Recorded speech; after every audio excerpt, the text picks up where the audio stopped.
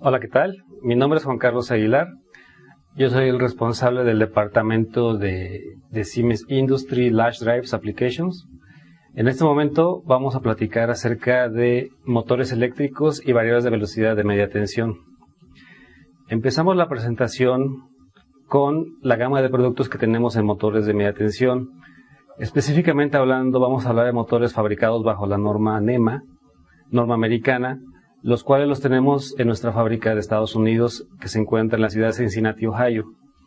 La gama de motores que tenemos en Siemens varía de potencias alrededor de 300-400 HP en esta planta hasta una potencia máxima de 10.000 a 12.000 HP. Va a depender mucho de, como se ve aquí en la lámina, del tipo de enclaustramiento que tenga el motor. Puede ser abierto, puede ser cerrado. Puede tener una ventilación forzada, puede tener una ventilación con cámara acústica con aire o una de cámara de agua. En nuestra fábrica que tenemos en la planta de Norwood, Ohio, tenemos una experiencia bastante amplia que nos garantiza que los motores cada vez se van desarrollando más tecnologías, a pesar de que es equipo electromecánico.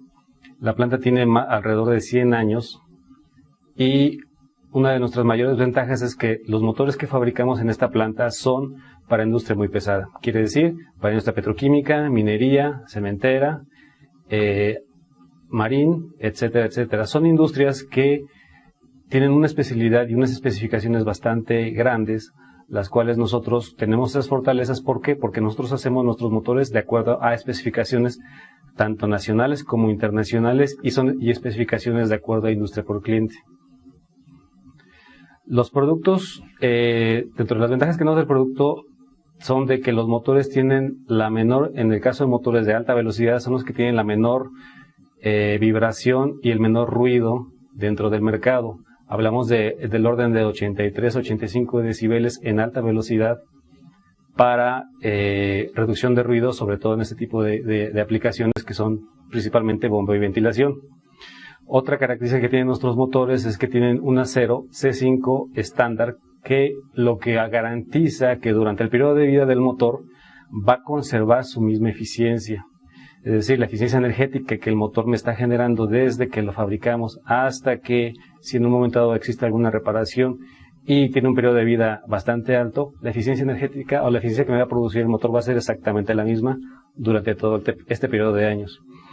El rotor está balanceado en 2 o en 3 planos. Va a depender mucho también del tipo de industria y el tipo de aplicaciones. Hay unas normas que nos están solicitando un balanceo de precisión en 3 planos, los cuales en nuestra planta, en el departamento de balanceo y vibración, podemos dar ese tipo de balanceos. Ahora, en base a la gama de productos, tenemos el primer motor, que es el motor abierto a prueba de goteo. Es un motor completamente abierto. Normalmente este motor se usa para interiores, es decir, donde haya casas de control, en donde no esté expuesto al aire o a la intemperie. Estos motores van desde sus armazones 500 hasta el armazón 800 y potencias que fluctúan entre 200 HP hasta 9000 HP. Este motor, como les digo, es uno de los más sencillos, es abierto completamente el motor y son para aplicaciones no muy pesadas. El siguiente motor es el que consideramos con grado de protección 2. Es un motor también abierto, sin embargo este motor tiene la característica que puede ser para interiores y para exteriores. Para exteriores tiene a prueba de lluvia, tiene un grado de protección, si lo vemos desde el punto de vista IP24 o un EMA 12. Este tipo de motores también se utiliza básicamente para equipos de bombeo y equipos de ventilación, donde las condiciones climáticas permitan, sin ser alta humedad o muy lluviosos, permita mantenerlos en el exterior. El siguiente motor es el motor cerrado completamente con una cámara de enfriamiento de agua. Esta cámara de enfriamiento de agua sirve como un radiador, lo que permite que el motor vaya aventando el aire caliente hacia arriba, se radie a través de este radiador de agua y vuelva a ingresar aire frío o con grados de temperatura menores. Esto va a permitir que tengamos motores cerrados donde los climas son extremadamente agresivos, como puede ser humedad relativa alrededor del 99 o el 100%, grados de temperatura altos, lugares con mucha salinidad o lugares en costa, lo cual tenemos un motor completamente cerrado y no va a permitir que entre nada de los agentes externos, como puede ser condensaciones, humedad, polvos, dentro del motor porque es cerrado. Este motor tenemos que nos puede alcanzar ya con diseños nuevos que tenemos entre las fábricas de Siemens en Alemania y las fábricas de Norwood hasta 17.000 HP. El siguiente motor es el motor estándar, que es un motor fabricado con aletas de ventilación, que es el más común en la industria. Nada más que nosotros como Siemens tenemos la ventaja de que este motor, que normalmente se fabrica para potencias pequeñas y medianas, podemos alcanzar una potencia de alrededor de 2.500 a 3.000 HP en un motor de ventilación con aletas. Es un motor bastante bajito, el cual es un desarrollo 100% de Siemens y nos está permitiendo tener un espacio bastante reducido en motores con este tipo de ventilación, cerrados con aletas de ventilación, sin tener cámaras de enfriamiento de agua o cámaras de enfriamiento de aire. Sin embargo, el siguiente motor de la siguiente lámina es el clásico motor que tenemos de potencias medianas a potencias grandes, enfriado aire-aire. Básicamente lo que cuenta el motor es como una cámara de enfriamiento en la parte superior del mismo, el cual nos está ayudando a hacer un intercambio de aire, el cual el aire caliente por ser más denso, más caliente, sube y va generando que el aire más frío vaya bajando. Puede ser forzado, puede ser con aire natural. Asimismo, como tenemos los motores de este tipo, que básicamente es la mayor gama de la industria, que son motores horizontales, tenemos los motores verticales. Y los motores verticales los tenemos básicamente de las mismas condiciones. Abiertos con grados de protección 2, cerrados y cerrados con cámaras de aire. Este tipo de motores, su razón principal de ser es para equipos de bombeo, ¿sí? Es un motor que tiene una brida tipo P, el cual sirve para cualquier tipo de bombeo vertical, ya sea con flecha sólida o con flecha hueca, dependiendo si es distribución de agua, si son sistemas de bombeo o si son sistemas de rebombeo. Va a depender mucho de la aplicación que se vaya a utilizar en la parte de agua. Aquí vamos pasando las slides donde se van viendo los diferentes tipos de los motores que tenemos verticales. Ahora, algo muy importante en la parte de los motores, criterios de selección. Criterios de selección y sobre todo para ese tipo de motores que estamos hablando de potencias medias y voltajes de media tensión que van del orden de 2.300 volts hasta 13.200 o 13.800 volts, tienen que tener una selección para el mismo, ya sea como una sustitución, como un retrofit o como un proyecto nuevo, bastante específica. Esa es una de las otras fortalezas que tenemos nosotros como Siemens, el tener ya identificado cada una de las aplicaciones de estos motores para la industria, en donde sabemos que para una industria cementera el equipo debe estar prácticamente hermético contra polvo por las condiciones del ambiente. Podemos decir también, por ejemplo, que tenemos motores para la industria petroquímica, donde en algunos casos los procesos son bastante complejos y piden grados de protecciones no solamente del enclaustramiento del motor, sino grados de protecciones para áreas explosivas o áreas peligrosas. Este tipo de motores, el criterio de selección es, primeramente, en dónde lo vamos a utilizar, qué máquina vamos a mover, ¿sí? ¿Cuáles son las condiciones? Principalmente tenemos en esta lámina la placa de características, que es básicamente el corazón del motor. Una placa de características viene siendo el acta de nacimiento del motor, donde podemos decir que tenemos la potencia, ya sea en caballos de potencia, HPs o en kilowatts, el voltaje de alimentación a la frecuencia dada en los sistemas, principalmente en lo que es Norteamérica y Centroamérica, que utilizamos frecuencias de 60 Hz. Va a ser el motor utilizado con un arrancador normal, va a ser utilizado con bajo voltaje, va a ser utilizado con arrancador suave o va a ser utilizado con variador de velocidad. Todas esas características también son importantes para determinar la protección eléctrica que va a tener el motor. La temperatura ambiente, la altitud, son factores primordiales porque todos los motores están diseñados para trabajar a 1000 metros sobre el nivel del mar a una temperatura ambiente promedio máxima de 40 grados centígrados. Si las condiciones exceden tanto en altitud como en temperatura, tenemos que hacer un diseño específico para este motor. Por ejemplo, condiciones en costa, donde a pesar de que estamos hablando menos de 1000 metros sobre el nivel del mar, tenemos temperaturas que van hasta 45, 46 grados centígrados. Ahí tenemos que diseñar con bastante holgura el motor en el sentido eléctrico, ya sea haciendo el motor un poquito más grande o teniendo otro tipo de vanados en el cobre del motor. Las aplicaciones del motor sí va a ser aplicaciones de montajes horizontales y verticales. En esta otra también es muy importante tener lo que es la curva de operación de la máquina que el motor va a accionar. Refiriéndose a la máquina que el motor va a accionar, va a ser una bomba, puede ser un ventilador, puede ser un compresor, puede ser un molino, etc. Es muy importante tener la curva par velocidad para hacer la selección adecuada del motor. ¿Por qué? Porque teniendo la curva par velocidad de la máquina a accionar con la curva par velocidad del motor, podemos determinar si la potencia dada puede mover con el torque o con el par motor que tiene en ese momento la inercia que se está dando. Es muy importante también tener ese dato para poder hacer la selección.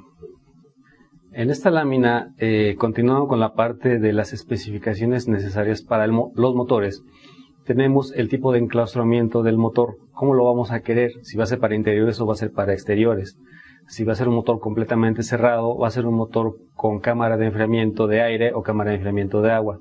Va a depender mucho también de las condiciones del medio ambiente, como puede ser humedad, humedades altas, humedades medias, humedades bajas. Puede ser que haya mucha condensación, mucha salinidad, sobre todo en la parte de costas, en la parte de petroquímica, en la parte de plataformas, en donde sí es necesario que el motor tenga protecciones anticorrosivas adicionales a las protecciones normales que tiene, con un sistema de tropicalización tanto interno como externo del motor. Adicionalmente, ¿qué accesorios voy a tener para el motor?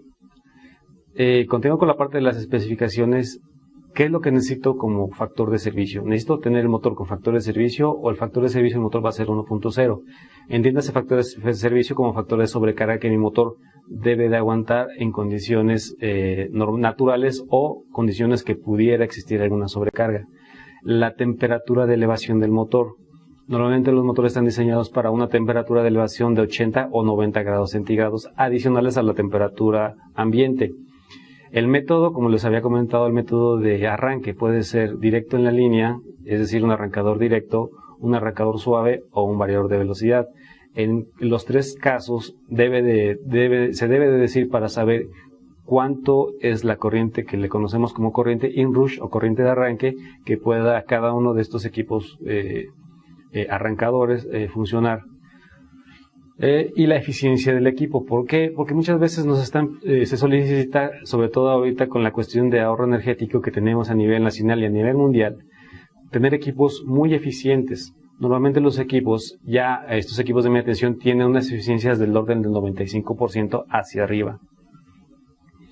Entonces, en esta gráfica se ve cuáles son si nosotros tenemos un método de arranque por reducción de voltaje, los porcentajes tanto de corriente como de voltaje aplicado para poder determinar qué tipo de arrancador va a ser necesario para ese motor. Dentro de la parte de la construcción de los equipos tenemos los rotores. El rotor normalmente puede ser de aluminio, pero en muchos de los casos, precisamente para incremento de eficiencia y sobre todo lo que es durabilidad del motor, se solicita que el rotor sea de cobre. Hay muchas especificaciones que piden desde su inicio que el rotor sea de cobre. El rotor de cobre está disponible desde las potencias más bajas hasta las potencias más altas. Sin embargo, en motores pequeños normalmente se trabaja con rotores de aluminio. Las cajas de conexiones, la caja de conexiones es normal, es de fundición de fierro gris, igualmente que las carcasas de los equipos. Sin embargo, hay lugares donde nos están solicitando carcasas con un grado de protección de acuerdo a NEMA más grande, NEMA 3, NEMA 4X, etc. Las cajas de conexiones se pueden hacer, es una fabricación especial de las cajas, sin embargo, se pueden hacer y se pueden realizar cajas de conexiones para los terminales de potencia principales, como para los equipos auxiliares que se le conecten al motor. En la parte de accesorios de los motores, tenemos accesorios de protección dentro del motor, principalmente, que es la parte más estándar de los motores, son las resistencias calefactoras, que sirven cuando el motor está trabajando, sobre todo en ambientes con muy alta humedad, que trabajen mientras el motor está parado. ¿Para qué? Para que el motor internamente permanezca seco. Tenemos también detectores de temperatura, tanto en lo que son los devanados del motor, como detectores de temperatura que van dentro de los rodamientos. Estos son muy importantes. ¿Por qué? Porque la temperatura de los rodamientos es más alta que la temperatura propia de los devanados. Por consiguiente, se tienen que tener mínimo unos detectores de temperatura en rodamientos y detectores de temperatura en devanados. Dentro de la parte de los rodamientos se tienen diferentes tipos de rodamientos. Va a depender mucho del diseño del motor que tengamos nosotros. Al igual va a depender del tipo de rodamiento que se requiera. El rodamiento estándar es un rodamiento antifricción de bolas.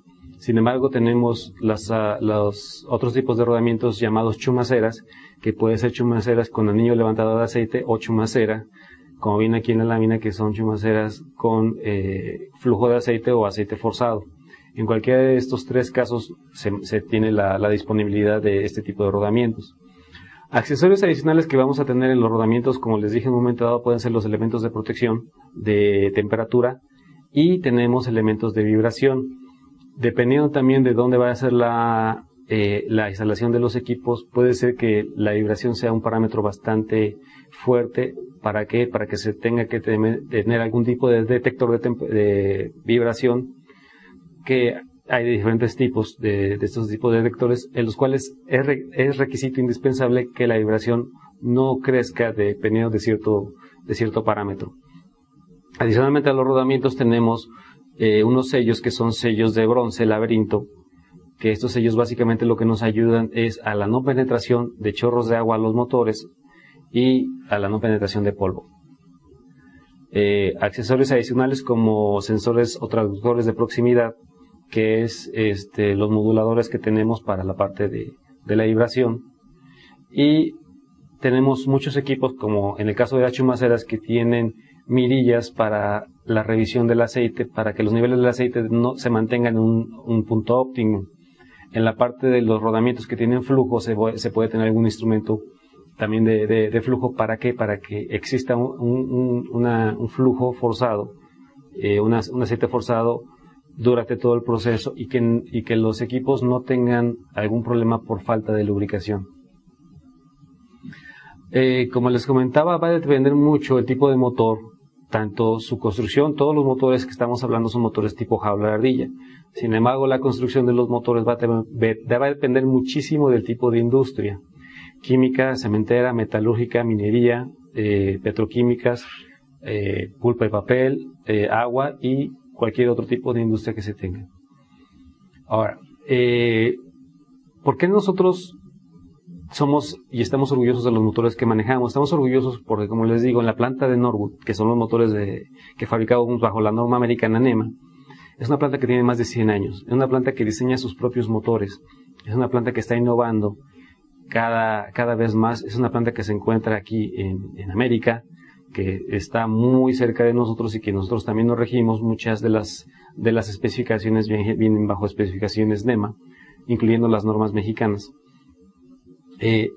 Tenemos ventajas adicionales como manejamos todas las normas de la industria pesada, como es las normas API, que es la Instituto Americano del Petróleo, y las normas nacionales, como son normas de gobierno, Pemex, CFE o CNA.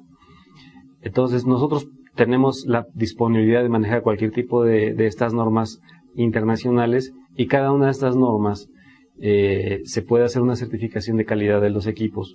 Hay organizaciones internacionales que certifican nuestros equipos, como es la CSA, UL y la CE de la Comunidad Europea. Bueno, ahora vamos a pasar a la parte de variadores de velocidad, que variador de velocidad viene siendo su función principal, la de variación de velocidad a través de métodos eléctricos electrónicos hacia el motor. Sin embargo, en esta presentación vamos a ver que no solamente la variación de velocidad es un punto primordial dentro de los motores. Primeramente un repaso de qué tipos de variadores de velocidad manejamos en media tensión.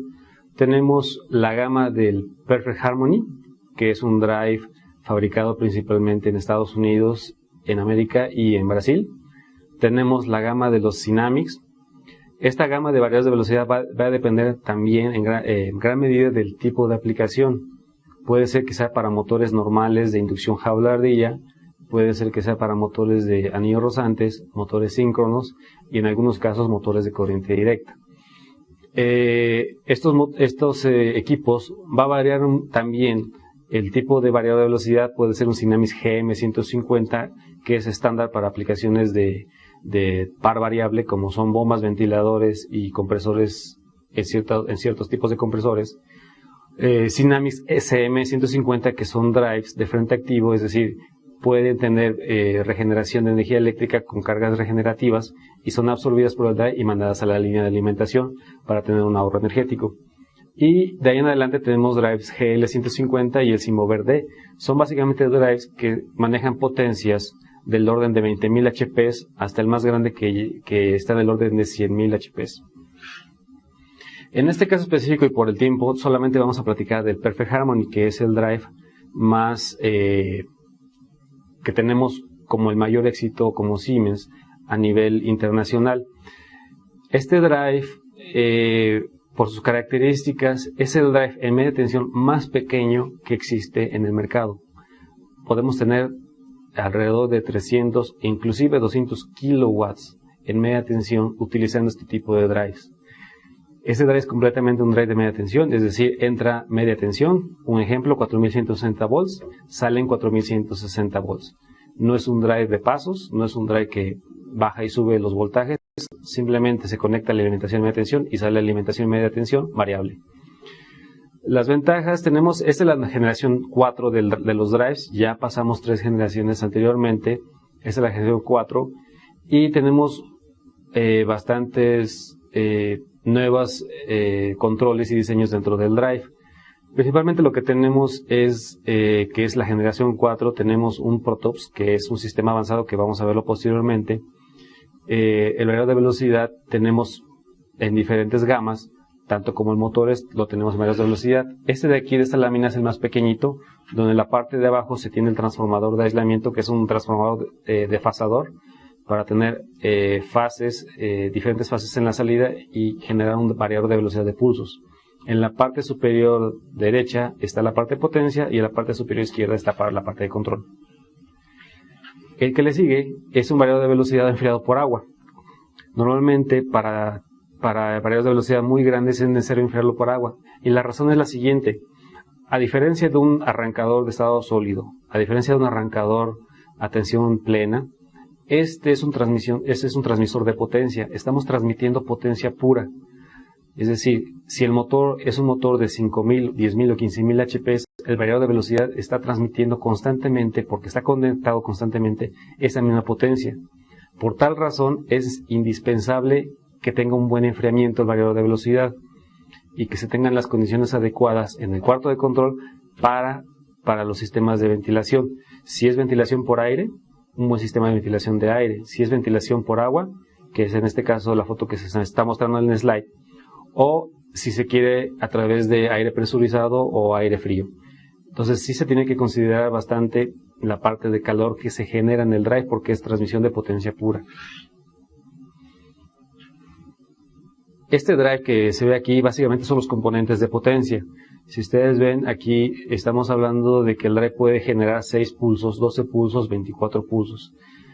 Va a variar, es un ciclo convertidor en donde se manejan potencias bastante elevadas. Aquí nos hablan de enfriado por agua hasta 74 megavolts amperes, que es una potencia bastante considerable.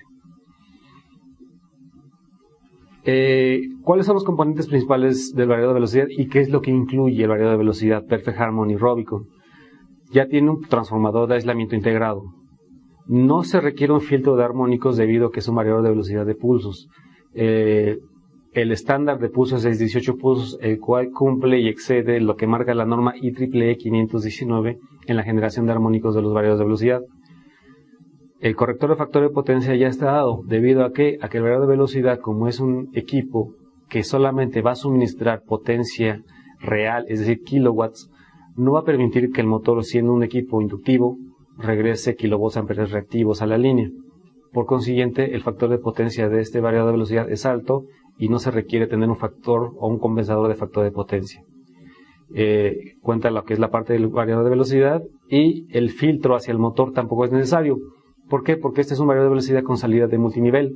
La salida de multinivel significa que tengo diferentes ondas generadas por la PWM o la modulación de ancho de pulso, los cuales en la salida se me van a sumar y me va a formar una onda sinusoidal casi pura.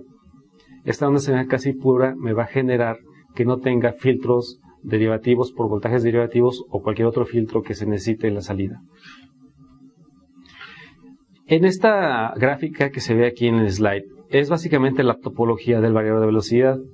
Lo que tenemos es un primario del transformador, tenemos un primario y tenemos múltiples secundarios. Como se los comentaba, es un variador es un transformador desfasador. La idea de tener esos desfasamientos es tener diferentes etapas de conversión. El variador de velocidad, como saben, tienen tres etapas, que es la parte de conversión, la parte del circuito intermedio y la parte de inversión. En la parte de conversión es donde nosotros estamos generando los pulsos. Al generar nosotros los pulsos, hacemos que los armónicos, principalmente que son los impares, se vayan reduciendo o eliminando, al grado de que la distorsión total de armónica, o sus siglas en inglés THD, tanto de corriente como de voltaje, sea del orden del menos del 5%, lo cual no solamente cumple, sino excede los límites de las normas tanto americanas como la IEEE 519, como las normas europeas. En la salida del transformador tenemos lo que es la parte de las potencias. La topología básica del variador de velocidad, como se ve aquí en la fotografía, básicamente tenemos variadores de velocidad trifásicos conectados en forma serial, formando una estrella en la salida. Cada variador de velocidad cada módulo, le conocemos nosotros como celda de potencia, cuenta con su protección de fusibles, su etapa de rectificación, su circuito intermedio y sus IGBTs en la salida, que son los semiconductores que van a hacer la formación de la PWM para hacer la variación de frecuencia y por consiguiente la variación de la velocidad.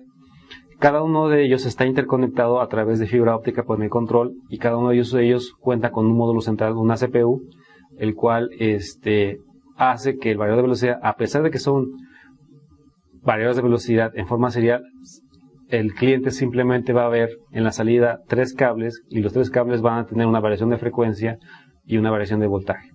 No es un variador de velocidad que se tenga que armar o se tengan que hacer cosas adicionales. Ya es un variador de velocidad armado completamente, y la topología interna está armada completamente sin ningún problema. En esta otra lámina, lo que vemos aquí ya es en forma esquemática cómo están hechas las celdas de potencia. Lo que se puede ver ahí es que cada una de las celdas de potencia manejan voltajes pequeños. La idea de manejar voltajes pequeños, es decir, 630 volts, 750 volts, inclusive hasta 1200 volts, es precisamente para eliminar lo que son los voltajes derivativos en la salida y picos de voltaje. Los picos de voltaje, entre más grande sea el voltaje en la salida, mayor es el pico de voltaje, y lo que nos puede ocasionar es mayor estrés, hasta un daño bastante grande en el motor. Al tener nosotros voltajes pequeños, a pesar de que en la salida son media tensión, no estamos generando esos picos de voltaje mayores a 1000 volts. Al no generar picos de voltajes mayores a 1000 volts, no es necesario que el motor sea un motor diseñado especialmente para variador de velocidad. ¿Debido a qué? A que no vamos a estresar los aislamientos del motor. Entonces, esa es una de las ventajas que tiene este tipo de sistemas al tener IGBTs en baja tensión configurados de tal forma que en la salida tengamos media tensión. En esta slide se pueden ver ya en forma abierta el variador de velocidad, donde les comentaba que en la parte interior está lo que es el transformador de aislamiento. En la puerta superior derecha se encuentran las celdas de potencia, las cuales son iguales. Es muy fácil de sacar a través de unas silletas, por si en un momento dado se tiene que hacer algún mantenimiento preventivo, predictivo, correctivo del equipo. En esta simulación estamos viendo una simulación de una onda de salida que, como les decía en un principio, al tener yo un variador de velocidad de pulsos y al tener una salida de multinivel, lo que tengo en la salida es una PWM con una regulación bastante buena, lo cual me permite que la modulación me dé una onda de salida casi pura, una onda señal de salida casi pura. En este caso estamos hablando de un variador que puede llegar a tener hasta 36 pulsos. Los variadores de velocidad, como les comentaba, son 18 pulsos, pueden ser 24, pueden ser 30 o 36 pulsos, si es que se quiere tener una modulación de la onda señal bastante limpia. Adicionalmente, lo que nosotros manejamos en el variador de velocidad es que puede haber alguna pérdida de ciclos de frecuencia.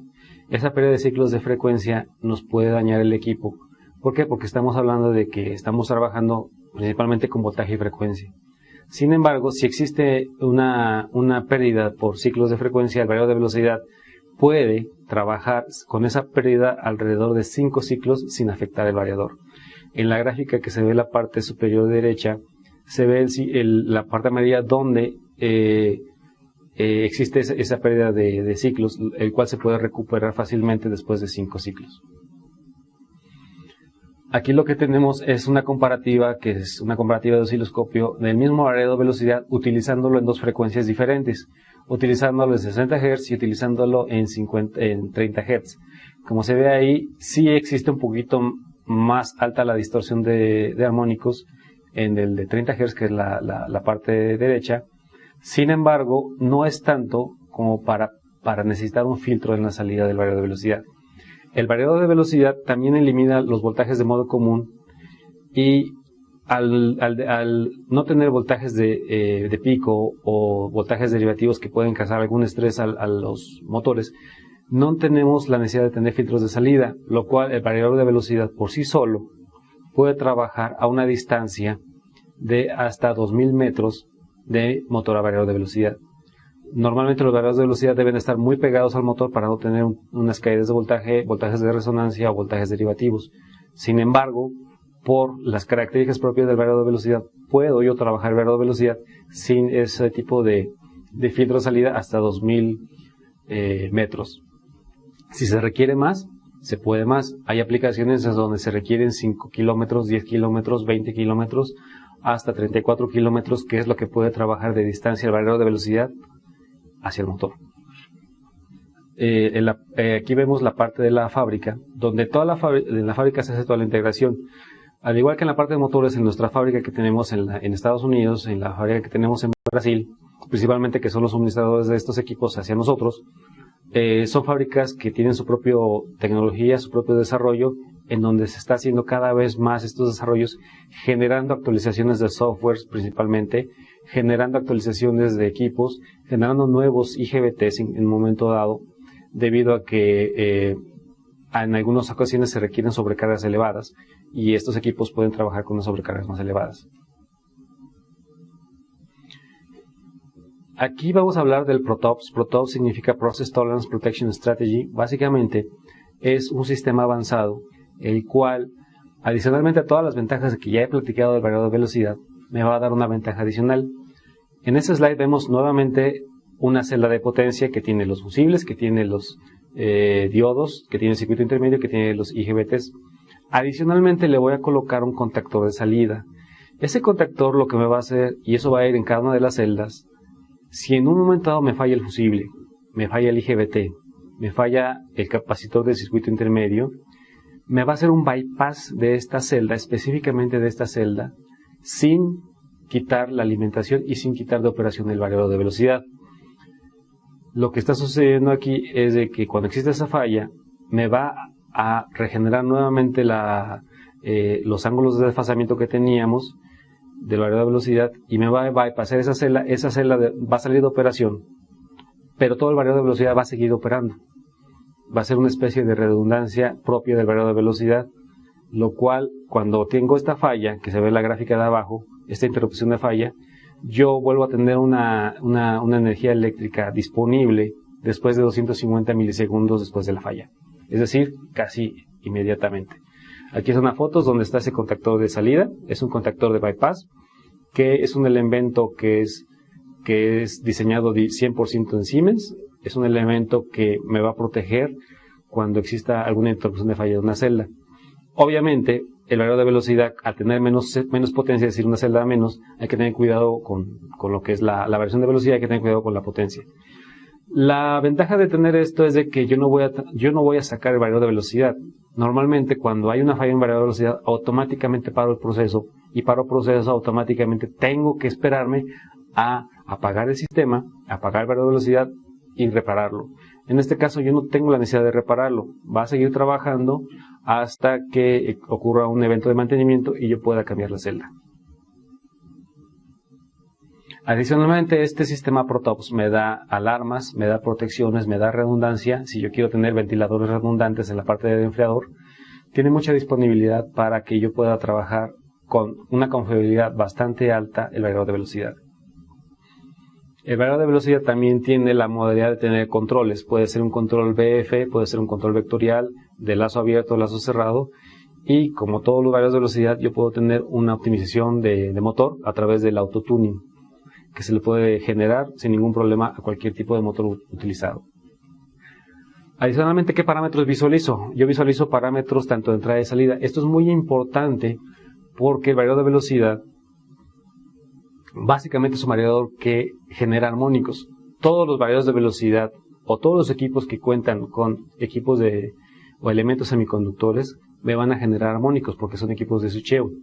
No hay ninguno que no genere armónicos. Sin embargo, va a depender de la tecnología de nosotros, en este caso Siemens, de que esos armónicos se vayan reduciendo a lo menor posible.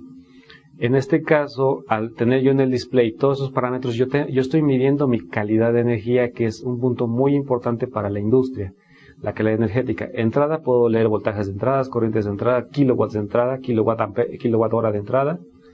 Y en la salida puedo tener lo mismo, puedo tener voltajes de salida en RMS, corriente de salida RMS, eficiencia del variador de velocidad, torque del motor, deslizamiento del motor, corriente de magnetización, etc. Todos esos parámetros son indispensables para dar el seguimiento a lo que es la calidad energética del sistema. En un display, que puede ser un display que se le puede montar al variador de velocidad o es un display de una computadora, yo puedo cargar el software y visualizar cada uno de los parámetros y poderlos graficar para ver los eventos del variador de velocidad durante el periodo de operación. Adicionalmente, como en el caso de los motores, también es necesario saber la complejidad o saber qué tan complejo es la aplicación que vamos a manejar. Hay aplicaciones bastante complejas, hay aplicaciones bastante sencillas y va a depender también de eso qué es lo que se requiera.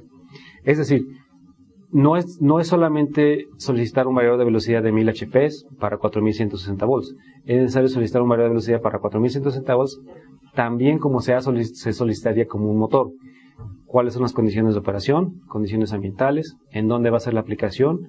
¿Va a ser una aplicación de carga variable o par variable? ¿O va a ser una aplicación de par constante o carga constante? ¿Va a ser acoplamiento de un motor directo viejo? ¿Va a ser un motor nuevo? ¿Cuál es el nivel de voltaje de entrada? ¿Cuál es el nivel de voltaje de salida? Todos esos parámetros son indispensables para nosotros diseñar el variador de velocidad adecuado a la aplicación. Todos los variadores de velocidad tienen un estándar, una base. Va a depender de cada aplicación qué adicionales le vamos a meter a esa base. Si le vamos a meter elementos de protección, si le voy a poner una UPS para que en un evento de alguna falla, interrupción de falla, no se me vayan mis históricos y se queden almacenados en una UPS en el control.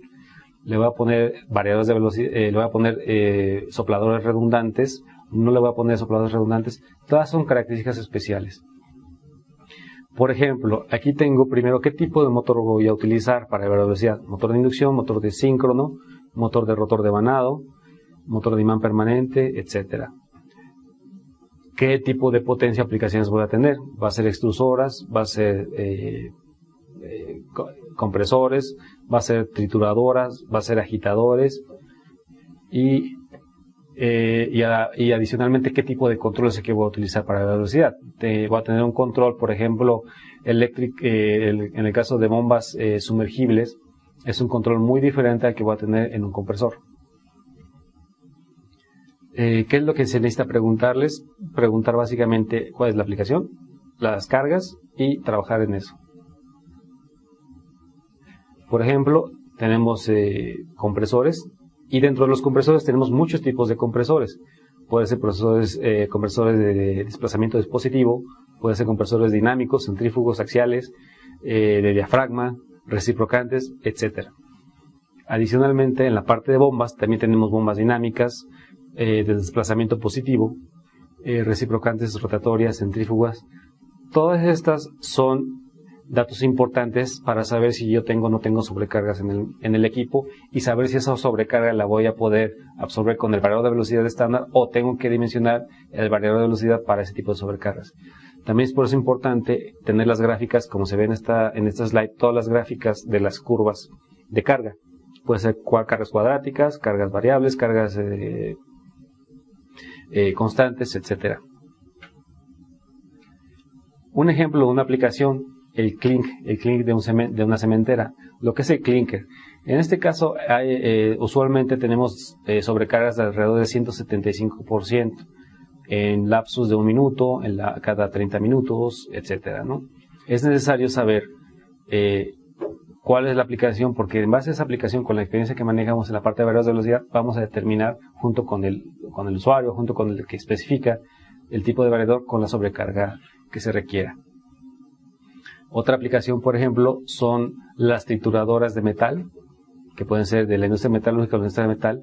Estas tienen ciclos de carga, ciclos de operación. Cada minuto hay un ciclo de operación donde está cortando para tener chatarra. Entonces, es muy importante saber cuál es la carga y cuáles son las sobrecargas que pudiera tener en un momento dado, porque el material normalmente no llega plano, normalmente el material llega en diferente forma. Entonces, en diferente forma de ese material tenemos que adaptar el variador para que aguante ese tipo de sobrecargas. Otro tipo de aplicaciones van a ser las prensas, o puede ser también molinos de bola, en donde se hace una trituración de la piedra, donde se hace una trituración a través de bolas, en donde las sobrecargas son constantes. Entonces, al tener una sobrecarga constante, yo debo de determinar qué parámetros son los que voy a utilizar. Y adicionalmente, si yo tengo instrumentos de medición midiendo los parámetros de mi motor, ¿qué instrumentos de medición son los que voy a mandar la señal analógica a mi variador de velocidad para que él las pueda determinar y vaya sensando cada una de esas señales? Que puede ser temperatura, puede ser flujo, puede ser presión. En esta aplicación tenemos una aplicación de una banda transportadora en la industria de minería o en la industria cementera, pero básicamente en la industria de minería tenemos bandas transportadoras que no son bandas pequeñas, son bandas que llegan a tener hasta kilómetros de distancia. En ese tipo de bandas, dependiendo de la aplicación, si se quiere repartir potencias en diferentes puntos de la banda transportadora, qué variedad de velocidad le va a poner. En algunos casos, porque muchas veces las bandas transportadoras no son 100% horizontales, hay inclinadas, hay verticales, tengo regeneración de energía eléctrica. Entonces, se tiene que poner algún dispositivo para absorber esa regeneración de energía eléctrica. Entonces, regresando nuevamente a la parte de qué necesito para el variador de velocidad, pues básicamente conocer el motor, conocer las características del motor, conocer las características de la carga, si existe alguna especificación para dejar el variador de velocidad como está o sobredimensionarlo, y consultarnos cada vez que se requiera tener este tipo de variadores de velocidad con una especificación o sin la especificación nada. Pues básicamente esa es toda la presentación de variadores de velocidad y motores de media tensión. Por mi parte es todo en este momento. Ahora solamente los invitamos a que nos acompañen a la sección de preguntas y respuestas para que con mucho gusto las preguntas que tengan ustedes se las respondamos inmediatamente. Gracias.